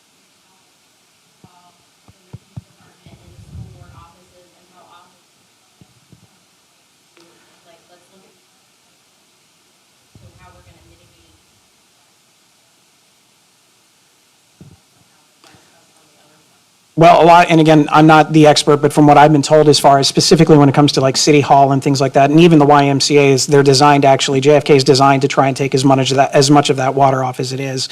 So that's why it's coming into there. To do anything on our side would, if you can imagine, here's your artery, and then if anything that happens on our side to kind of narrow that, that would just mean it would make it that much harder for water to go through, and then the water would then get backed up further. So it's flowed out specifically, so even when it comes to the YMCA and the back parking lot is actually designed, that's where it's designed to take the water. The water has not gotten in since I've been here. I think the closest it's got into the RPD was in 17, and I think the water got into like the front, the atrium area, but it didn't go any further than that. The other two, it was sandbags at the top of the steps for there. And City Hall, I think in March of last year was the one where it got up, I think 4 or 5 steps. This year it was around 3 steps, 3.5 steps. But to be blunt with you, your properties are more of a concern than what's going on in this particular area, and I would rather dedicate any kind of funding to improvements of infrastructure in the housing areas as opposed to necessarily for this one. Not to say that this isn't important in the cost and damage and things like that, but again, priorities are the residents, not necessarily City Hall. I can work City Hall out of my car if I absolutely positively have to. You not living in a car is kind of what we're hoping for in this. One quick comment I would like to make in response to one of your statements is, I know some of you are concerned about erosion of the channel along your property lines. And you're looking for measures to stabilize that channel, or stabilize those banks so that you can, prohibit erosion from continuing. Just to let you know that any work that you want to do in the channel does have to be evaluated through a permitting process. There may be engineering analysis that is required for that. I want to let you know that might seem like a project that you could probably do yourself, that you might go to Lowe's or Menards and pick up some, or you might go to the local landscape company and get some rocks. Please don't take that on your own. That would be a violation of the city's code. They would have to enforce against you. I don't want that to happen. I don't want that to become a downstream problem for a neighbor after a big rain. So if you have those erosion problems, please work with the city to address those. And Franklin County Soil and Water is a good resource. We also have information on that as well, and I can make sure that the city has that, so that if they receive any inquiries about that. But I want you to also, and I understand the importance of protecting your property, but I just want to make that information available to you so that you know that there's a lot that goes into channel stabilization and maintenance on the permitting, engineering, and actual work side. An example of that would be that there was a resident in another part of town, further up the stream, that actually did their own modifications to protect their side of the land bank. But what they put in obviously was not engineered or designed right, so all it did is it just, instead of having the water slowly stream out, it hit a breaker and then it just cut into the property right in front of it. And imagine taking a hose and for 15, 20 years spraying this hose directly at one singular spot, so it was eating away at all the dirt underneath, and now that particular house is condemned because of the fact that the property owner went through and didn't do it, in essence, the right engineered way. And that's something that's a relatively new occurrence. That's something that we've been dealing with for, I would say sometime mid last year is when that particular product came up. Do we have any? Okay. My name is Billy. I live on 6907 Carousel Drive South. I used to live down in Briarcliff. I've been here in Reynoldsburg for about 8 years now. I've been hearing a lot of people coming up with their own solutions for this issue, discussing retention ponds, and it seems like dredging is a pretty popular idea. I'm not an engineer. I don't know if those ideas actually make any sense, but I do have a question. Why haven't we brought in engineers to actually investigate the issue and come up with their own potential solutions or discuss them? That's primarily what we're doing tonight. These are the experts in terms of things that have been in other communities. That's why we're bringing them here in that regard, and then our engineer as well. We're trying to find out what those options are so we can find some sort of a solution with it, whatever it ends up being.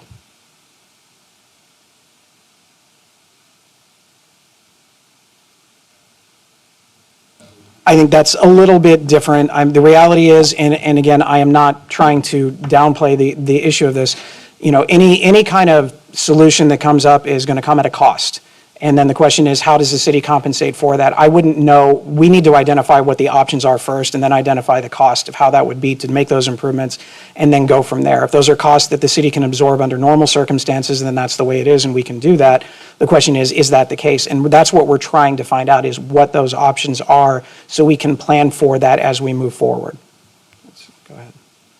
Okay, we live over on in Highland Terrace, which is on the other side of Lancaster Avenue. If you could just go down to the bridge at French Run and Epworth and maybe put a retaining wall so that that water doesn't come, because it comes around the curve down there. And then you did the work on Main Street, you put in a culvert that is now going to drain into the creek, which is adding more water even. And if this happens more, anymore, it's compromising the integrity of the foundation of my house that is right there. And the dance studio, they've been there for 25 years. We're all just tired of it. The neighbor guy, he had 5 foot of water in his house. It's crazy. If you could just do something down there, put a retaining wall in. And again, I can't say whether that is an option or not an option. And it's finding out the unintended consequences. If a retaining wall is there, then what happens to that water? Does that make the water go faster flooding in?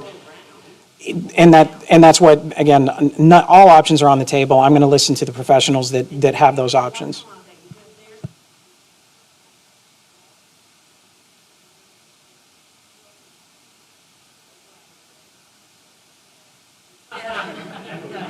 Well, and that's the thing, is how do we find the mixture that doesn't impact?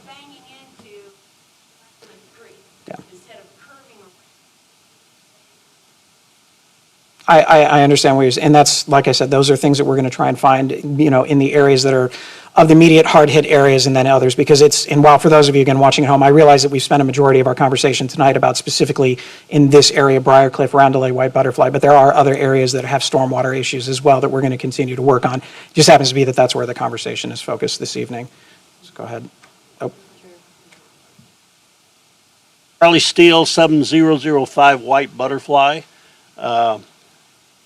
It was mentioned earlier about dredging being a stopgap, but it's also called maintenance. If it has not been done for 25 years, everything that's been running through that creek has been jammed up in there for 25 years. Trees that have fallen. That have not been cleaned up, that are just for someone. Construction concrete, I was told, is blocking a bunch of the creek, but it's all there because no one ever takes it out. All right, that's obviously something I can work with our service director to get a schedule for that. It's not stopgap, it's called maintenance.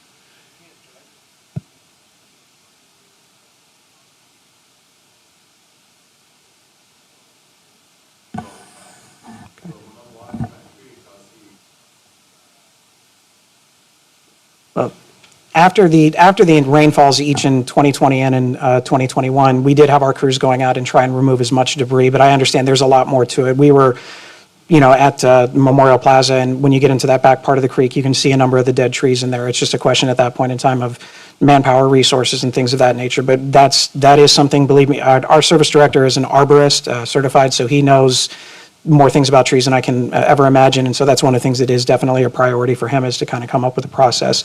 We're going to take about 5 more questions, and then anything else, we will make sure that we have a card for my assistant. We're going to funnel all future communications through that office so we can keep a file and maintain consistent contact with you about concerns that you have now, concerns that you may have up in the future, and then contact you when we do other things like this again. Whether it be easier to contact you through email, mail, or just me knocking on your door and saying, we have another meeting, please come. I have 2 quick questions. The first one is, you alluded earlier that if we have not reached out to someone to notify of our flooding area, we should do that. I have no idea who I'd be reaching out to. Oh, hi. You. Okay, next time. And secondly, I can't really read this color map very well. I have trifocals on. Apparently that's not enough to figure out where I live on this map. I don't believe I'm in the flood zone. I have suffered 3 floods in 5 years. I have spent After the first one, I spent $14,000 on my basement, added extra sump pumps, and the truth of the matter remains, with a river in my backyard, a river in my street, there is nowhere for my sump pumps, no matter how strong I buy them, and no matter how many more thousands of dollars I put in my basement, it's not going to keep the water away. And I am not in this flood zone, I don't think. I know one of the Tiffany Drive has no creeks nearby that I'm aware of. No, and one of the things that we were talking about today is, and for me, it was when you look at the flood zone map and you look how, half of Peggy's Cove is in it, the other half is not, and I don't understand where it is outside of that. I'm sure at some point in time when those things were established, a line had to be drawn somewhere where it begins and where it ends, but that doesn't necessarily make anybody's life a lot easier in that. I know that if reclassifying or regoing and trying to rezone or reevaluate all of those areas is something there. But again, that's something that is more of a long-term issue as opposed to short-term.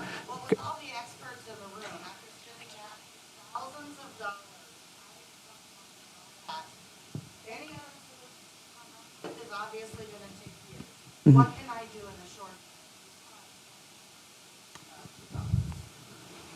I can't do that. Outside of some of the ones we've already outlined and the things that we're going to be doing as far as infrastructure repairs, I'll leave it if there's other suggestions that you guys know that I haven't already mentioned tonight.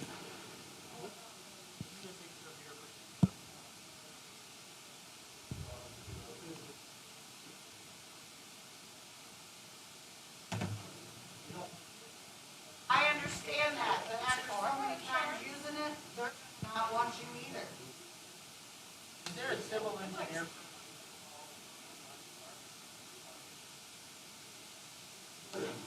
I mean, there's a number of engineer firms. We can provide that. If you signed in and gave some contact information, we can give you a list of any number of ones that can come out and do something specific for your specific property. I'm at 836 Promise Court. I consider my court ground zero for the flooding.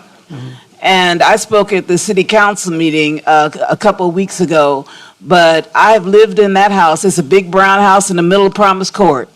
And I've lived in that house for 35 years. In the 35 years, I've had 6 floods that I can remember. And the worst, of course, was last year and this year. And that housing addition that they're building, I don't even know what it is. I keep hearing all different things about what it is, whether it's homes, townhomes, I don't know what it is. But they made a difference this year because the flood residue was muddy. And it came from that housing place over there where they're building. It's very muddy. I had 6.5 feet of water in my basement, and it's a finished basement. It was a finished basement. And last year and this year, I lost both of my cars, which were sitting in my driveway in 2020, and I wasn't home for the one this August. If I had been home, I would have lost my car again. So we're in really serious trouble on Promise Court. I've lost my neighbors. It's a bad situation, and I want to know if you all are doing something urgently on this, not sitting around having meetings and tossing around ideas. And what's the priority on fixing us, because we need to be fixed. We don't need to be built upon anymore. I fought Giant Eagle. I fought Menards, all to no avail. Obviously, they're there. I'm an attorney, and I still fought them, okay, to no avail. And I will fight you, too, okay? So, in fact, I've drafted a lawsuit. I don't want to file it, but I've drafted it. I want to give you all a chance to do something. Okay, and I want to give my neighbors that are trying to move a chance to sell their houses, because the minute the word gets out that there's problems back there. Oh, the news was channel, what is it, Fox 28? They came back in August. They came back there, and they filmed my house and my dog. So, that confused pooch in the water. So, I want to know, is it a priority? Is it something that we're going to have some kind of a plan in the next few months, I don't think we can take another year or two of this mess. When I left my house this morning, it was raining. I think I have PTSD because I was worried about what was going to be happening in my house when I came back home. I know, I used to not care about the weather until about last year in March, and then all of a sudden it became a lot more difficult. This is no ordinary flooding. No. This is water to my waist in the driveway, okay? It's no just a little flood water. It's horrible. Well, I can tell you that, and you can ask anybody here at City Hall, this has been a topic that we've talked about every day since we started seeing the water rise in the parking lot. So that's why we were on the phone trying to get a hold of all the different agencies that are here and all of it. The only reason we didn't meet earlier is because we had to get everybody kind of coordinated and set at the same time. Otherwise, we would have done something sooner.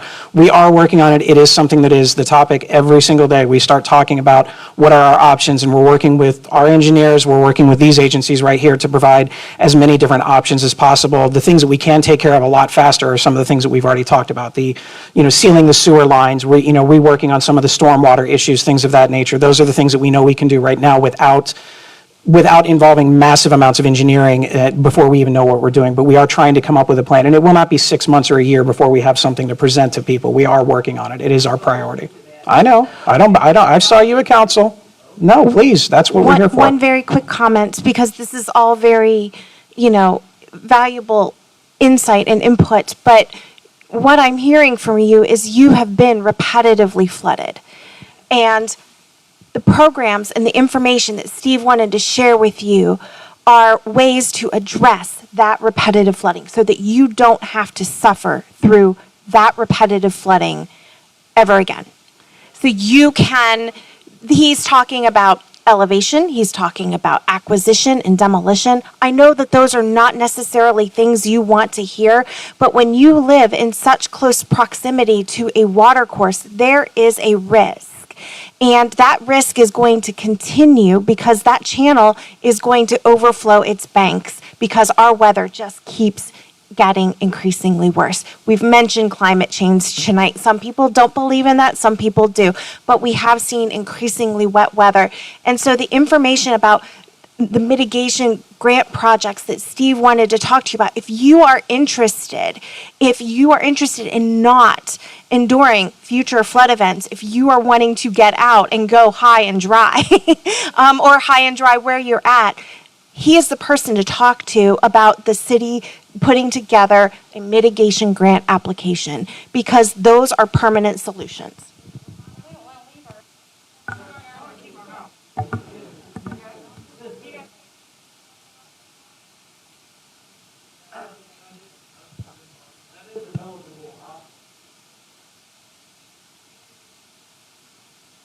Relocation is an eligible option through the programs, as well as taking your utilities out of the basement. So, and I don't know if this to be the case, but let's just say you're getting flooding only in your basement and not on the living floor.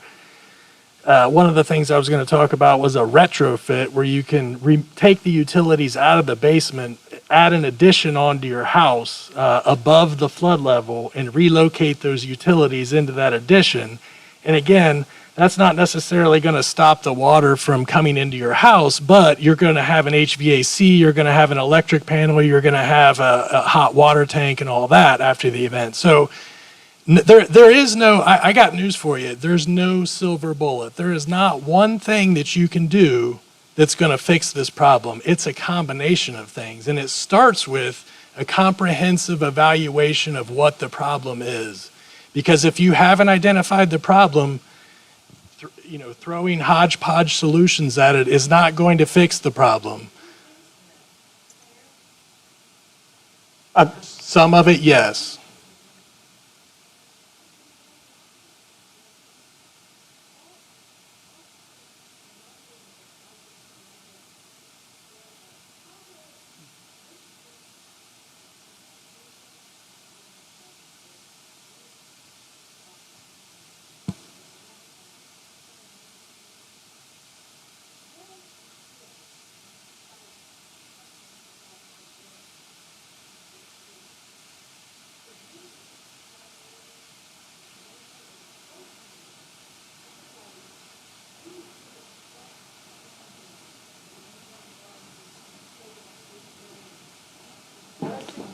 No, it is, and honestly, the city spent $7.9 million, which is the most the city has ever spent on repairing roads, and that doesn't even include Main Street, which was part of the Ohio Department, because everyone in the city of Reynoldsburg, and believe me, I know the roads that you're talking about, I've walked them every election cycle, I know what you're talking about.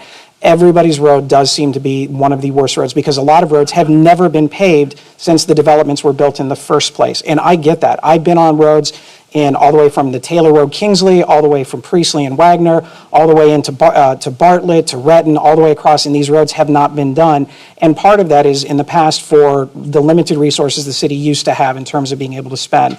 The roads budget that used to be prior to issue 11 passing, which was the YMCA and the income tax, was around $500,000 a year in road repair funds. And that was just as short time ago as 2017. So you're looking at going from $500,000 a year in 2017 to almost $8 million just alone this year, and that's probably why everything is taking so long. We're right now looking at approximately, depending on budgeting and the engineering that we get, we're probably going to be at least matching that $8 million next year in funding for it because of the way that everything goes. We even had to go a little smaller this year because some of the money we get for road repair comes from permissive taxes, the gasoline tax, things like that. But because of COVID last year, nobody drove. And when nobody drove, the gas tax was reduced, and so our street funding was down in comparison to where it could be. But we still spent $8 million out of roughly a 23 and change $million budget all the way across. So we are trying to increase the amount of things that we do spend on that, and the road. Sorry, we have our 2022 road plan up, and our goal is to not only have 22, but also have 23, 24. So even though you may not have your road specifically on the list this particular year, you can at least see where we're at based on the engineering evaluations. And they do a lot of things that go into it. One is obviously location, age since last work, and then the last part of it is, the amount of use in that particular time. We're also doing things different since Director Dorman has come in. We're actually doing preventative maintenance options for the first time ever in the city. First thing we're doing is any roads that were done last year you may have seen on Taylor Road, Fall River, and a couple of other ones, where it was almost like a sealed level all the way across that helps to extend. We're also doing crack sealing in a number of areas as well. That happened on the gentleman from Lancaster. You may have been a victim of that particular aspect, doing the crack sealing to try and extend the life. So it's not only fixing the roads, but it's also maintaining the ones that have most recently been done. And that is something we are going to continue to do. Obviously, we're going to try and spend as much money as we can, but it's a budgetary issue for that one. I've been told by our auditor in the past that bond issues for roads are not necessarily the best use of money. There are other ways to do it, which means that what I have to do is find ways to bring additional businesses into the city. And again, this is not anything that really matters and pertains to this. We've opened over 50 businesses since 2020, since January 1 of 2020, which has actually added our revenue. Our revenue in the city is up higher this year than it was in 2019 pre-COVID numbers, which means that our businesses that we're trying to attract is doing it. And what that means for you is that means that we will have additional funding for more roads and services all the way across. I can spend hours boring you to death with budgetary work about how all of this stuff is done, and I'd be happy to sit down at any time to do that. But we are working to get as many roads done as we can and to maintain those that we have. If there are potholes, obviously call us. We'll do the emergency gap in that particular area. But in addition to when we do the roads, it's the sidewalks, it's the gutters, it's the storm, and all of those different types of things all at the same time. I defer to the engineers because the idea with the engineers is they know where the priority is for it. Now, in this particular area, you are the priority. That's why we moved the sewer work and the stormwater work from other parts of the community into off Briarcliff and Roundelay and things like that. That's why it is moving there. That's why next year you're number one on the list as far as your area to get additional infrastructure dollars that we're going to be getting from the federal government. You're already there in that regard. So anything that we have that we can throw in your particular area, we can do so with those additional dollars. And then the city dollars are spread around to any areas that have those particular, because like I said, everybody's street is the worst street in Reynoldsburg. Yeah. Mayor? So, go ahead. Well, I just want to follow up on Alicia's comments and Steve's comments. One point for maybe somebody in this room, maybe somebody watching online or something, so they're aware, as we talk through those federal programs, they are voluntary in nature. So, some people who have lived in a house for 35 years have lots of memories. I have just, my heart breaks for you. But everybody experiencing this has a different tolerance level, and it may be at a different point. So when we do an acquisition project, and when I say we do it, we bring it together, the local government has to administer it and understand their obligations in it. But it's very individualized because everybody in this room, everybody listening, is probably at a different level of what they think serves themselves best. So that is very individualized, and quite honestly, it's not an all or nothing. It's multiple projects. Very seldom do you see a large area decide they want to return to green space. It is one-off where somebody has gotten to the point where they're just retired or they're ready to move on or family circumstances change, where they're interested, and we go out and do damage assessments when we're called, particularly in the unincorporated areas in the county, and we feel for people who are just kind of like, what do I do? Where do I go? And that's not to discount all of the conversations and everybody's desire for bigger, longer-term engineered solutions, but it is very individualized thought process or project. I just wanted to emphasize, in case it does come up, that any acquisition is a voluntary program. Any of those are voluntary, and it's not an all or nothing the way some projects are, and it's not a, what do I want to say, an eminent domain or a taking of property. It is really somebody has to elect to do it, and they're under no obligation almost all the way to the end, maybe until they agree to sale, until the closing. So from an aspect, as this moves forward, because one of the other things I have observed in other municipal corporations who have talked about dredging is, sounds great, but usually the people who are most impacted also have the biggest impact on what their property looks like as part of that dredging process. Because a lot of times you find out that beautiful landscape, there was the question about, natural restoration and how to protect the stream banks, which is important and I support, and I think it's a great project. But as they do the dredging, that's a very, what do I want to say, disruptive, very involved construction, operator. I get it, you're an operator, but I mean, it's pretty impactful on the local